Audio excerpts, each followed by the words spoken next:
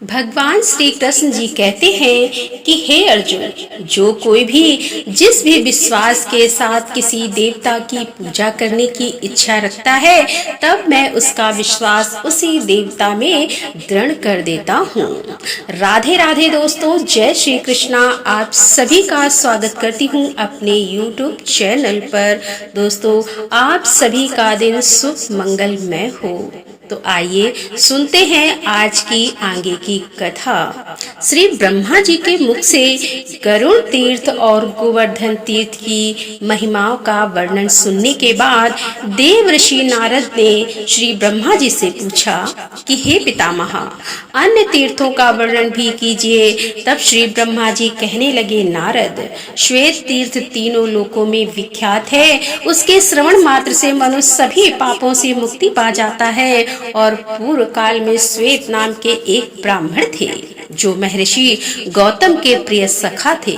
वे गोदावरी के तट पर रहकर अतिथियों के स्वागत सत्कार में लगे रहते और मन तथा क्रिया द्वारा भगवान शिव का भजन करते। वे सदा भगवान शिव की पूजा और ध्यान करते रहते थे। शिव के भजन में ही उनकी आयु पूरी हो गई थी। तब यमराज के दूत उन्हें ले जाने के लिए आए, परंतु नारद जी वे ब्राह्मण देवता के घर में प्रवेश नहीं कर सके। जब ब्राह्मण की मृत्यु का समय व्यतीत हो गया, तब चित्रगुप्त ने मृत्यु से पूछा कि मृत्यु श्वेत का जीवन समाप्त हो चुका है, वह अब तक क्यों नहीं आया? तुम्हारे दूत भी अभी तक नहीं लौटे, ऐसा होना उचित नहीं है। यह सुनकर मृत्यु को बड़ा क्रोध हुआ और वे स्वयं ही श्वेत के घर पर पधारे। उनके दूत भयभीत होकर द्वार के बाहर ही खड़े हुए थे, जिन्हें देखकर मृत्यु ने पूछा, दूतों के क्या बात हुई? तुम लोग द्वार के बाहर कैसे खड़े हुए हो? तब दूत बोले कि श्वेत भगवान शिव के द्वारा सुरक्षित हैं। हम उनकी ओर आंख उठाकर भी नहीं देख सकते। जिनके ऊपर भगवान शंकर प्रसन्न हो जाएं, फिर उन्हें भय कैसा? तब मृत्यु ने अपना फंदा हाथ में लेकर स्वयं ही ब्राह्मण के घर में प्रवेश किया। ब्राह्मण तो भक्ति पूर्वक भगवान शिव की पूजा कर रहे थे। उन्हें ना तो मृत्यु के आने का पता और ना ही यमदूतों के श्वेत के समीप पासधारी मृत्यु को खड़ा देख दंडधारी भैरव ने विस्मित होकर पूछा, मृत्यु देव यहाँ क्या देखते हो? मृत्यु ने उत्तर दिया, मैं श्वेत को ले जाने के यहाँ पर आया हूँ, अतः इन्हीं को देख रहा हूँ। भैरव ने कहा, लौट जाओ। मृत्यु ने श्वेत पर अपना फंदा फेंका। यह देखकर भैरव कुपित हो उठे। उन्होंने शिव के दिए हुए दंड से मृत्यु पर गहरी चोट की। मृत्यु देवता पास हाथ में लिए हुए धरती पर गिर पड़े। मृत्यु को मरा देख यमदूत भाग गए। उन्होंने मृत्यु के वध का समाचार यमराज से कहा, जिसे सुनकर महिष वाहन यमराज को बड़ा क्रोध आया और उन्होंने अधिक बलवान चित्रगुप्त, अपनी रक्षा करने वाले यमदंड, महिषभूत, पिताल तथा आदि व्याधियों को शीघ्रता पूर्वक चलने का आदेश देकर तुरंत वहां से प्रस्थान किया। अपने साथियों सहित यमराज उस स्थान पर पहुंचे जहां द्विश्रेष्ठ श्वेत भगवान शिव की आराधना में संलग्न थे। उस समय यमराज तथा भगवान शिव के पार्षदों में अत्यंत भयानक संग्राम छिड़ गया। कार्तिकेय ने स्वयं ही शक्ति संभाली और यमराज के दूतों को विदीर्ण कर डाला। साथ ही दक्षिण दिशा के स्वामी अत्यंत बलवान यमराज को भी मौत के घाट उतार दिया। मरने से बचे हुए यमदूतों ने भगवान सूर्य को यह सब समाचार कह सुनाया। यह अद्भुत बात सुनकर सूर्य भगवान समस्त देवताओं के साथ मेरे समीप आए। फिर मैं, भगवान विष्णु, इंद्र, अग्नि, वरुण तथा अन्य बहुत से देवता यमराज के पास गए। वे गोदावरी नदी के तट पर मृत अवस्था में पड़े हुए थे। यमराज की सेना सहित मरा हुआ देखकर देवतागण भय से व्याकुल हो उठे और हाथ जोड़कर बारंबार भगवान शिव की प्रार्थना करने लगे। देवतागण बोले कि हे भगवान, आपको अपने भक्त सदा ही प्रिय हैं और आप दुष्टों का वध किया करते हैं। संसार के आदि सृष्टि नीलकंठ, आपको नमस्कार है, नमस्कार है। हे ब्रह्मा प्रिय, आपको नमस्कार है। देव प्रिय, आपको नमस्कार है। विप्र श्वेत आपके भक्त हैं। इनकी आयु क्षीण हो जाने पर भी यम आदि सब लोग इन्हें ले जाने में समर्थ नहीं हो सके। आपका अपने भक्तों पर ऐसा महान प्रेम देखकर हम सबको बड़ा संतोष हुआ। हे नाथ, सचमुच में ही आप बड़े भक्त वत्सल हैं। जो लोग आप जैसे दयालु परमेश्वर की शरण में आ गए हैं, उन्हें यमराज भी नहीं देख सकता। यह जानकर ही सब लोग पराभक्ति के साथ आपका भजन किया करते हैं। शंकर, आप ही इस जगत के स्वामी हैं। क्या यह बात आप भूल गए? आपके बिना यह व्यवस्था करने में भला कौन समर्थ हो सकता है? इस प्रकार स्तुति करने वाले देवताओं के समक्ष भगवान शंकर स्वयं प्रकट हो गए और बोले, देवताओं, मैं तुम्हें क्या दूं?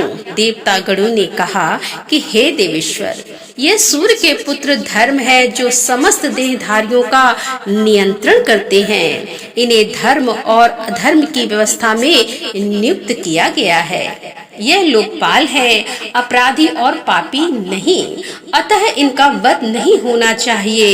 इनके बिना ब्रह्मा जी का कोई कार्य नहीं चल सकता। इसीलिए सेना और वाहनों सहित यमराज को जीवित कर दीजिए। हे नाथ, महात्माओं के सामने की हुई प्रार्थना सफल ही होती है, वह कभी व्यर्थ नहीं जाती।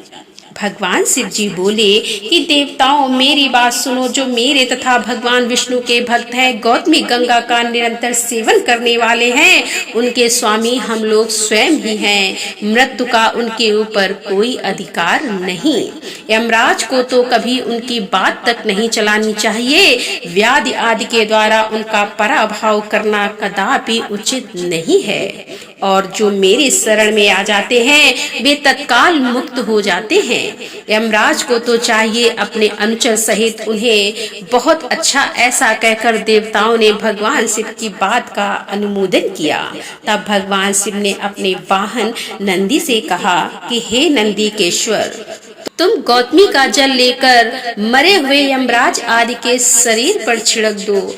आज्ञा पाकर नंदी ने यम आदि सभी लोगों पर गोदावरी का पावन जल छिड़का, जिससे वे जीवित होकर उठ बैठे और दक्षिण दिशा की ओर चले गए। गौतमी के उत्तर तट पर विष्णु आदि सभी देवता ठहर गए और देवादिदेव महेश्वर की पूजा करने लगे। उस समय वहाँ 1,12,000 तीर्थ एकत्रित हुए थे। इसी प्रकार गोदावरी के दक्षिण तट पर 300 तीर्थ एकत्रित हुए। यही श्वेत तीर्थ का पवित्र उपाख्यान है। जहाँ मृत्यु देवता मर कर गिरे थे, वह स्थान मृत्यु तीर्थ कहलाता है। वहाँ किया हुआ स्नान और दान सभी पापों का नाश करने वाला है। उसके महात्मा का श्रवण, पठन और स्मरण अंतःकरण के मल को धोने वाला और सभी लोगों को भोग तथा मोक्ष प्रदान करने वाला है। इसके आगे शुक्र तीर्थ है, जो मनुष्यों को सभी प्रकार की सिद्धि देने वाला है। वह सभी पापों को शांत करने वाला तथा सब प्रकार की व्याधियों का नाश करने वाला, व्याधियों का नाशक है। अंगीरा और भगु ये दो परम धर्मात्मा ऋषि हुए। देव ऋषि नारद, ध्यान पूर्वक सुनो, अब इनका भी वर्णन मैं करता हूँ। इन दोनों के दो पुत्र हुए, जो बड़े ही विद्वान और रूप तथा बुद्धि में सुशोभित थे। अंगीरा के पुत्र का नाम था जीव और भगु के पुत्र का नाम था कवि। ये दोनों अपने माता पिता के अधीन रहते थे। जब दोनों का यज्ञोपवीत संस्कार हो गया, तब उनके पिता परस्पर कहने लगे कि हम दोनों में से एक ही हैं। इन दोनों पुत्रों का शिक्षक हो, इससे एक ही शासन करेगा और दूसरा सुख से बैठा रहेगा। यह सुनकर अंगीरा ने कहा, मैं कवि को भी अपने पुत्र के समान ही पढ़ाऊंगा, वह सुखपूर्वक मेरे यहाँ रहे। अंगीरा की बात सुनकर भगु ने कहा, ठीक है, और उन्होंने अपने पुत्र शुक्र को अंगीरा की सेवा में सौंप दिया। परंतु अंगीरा उन दिनों बालकों में विषम बुद्धि रखते थे, इसीलिए दोनों को पृथक पृथक पढ़ाते थे। बहुत दिनों तक किसी प्रकार यही क्रम चलता रहा। तब एक दिन शुक्र ने कहा कि गुरुदेव, आप मुझे प्रतिदिन विषय भाव से पढ़ाते हैं। गुरुओं के लिए यह उचित नहीं है कि वे पुत्र और शिष्य में भेदभाव समझे। जो लोग विषम बुद्धि रखते हैं उनके पाप की कोई गणना नहीं है। आचार्य, अब मैंने आपको अच्छी तरह समझ लिया। आपको मेरा बारंबार नमस्कार है। अब दूसरे किसी गुरु के यहाँ जाऊंगा, मुझे जाने की आज्ञा दीजिए। इसी प्रकार गुरु और बृहस्पति से पूछकर उनकी आज्ञा लेकर शुक्र चले गए। उन्होंने सोचा, अब पूर्ण विद्या प्राप्त करके ही पिता के पास जाऊंगा, किंतु किसे पूछूं, कौन सबसे श्रेष्ठ गुरु हो सकता है।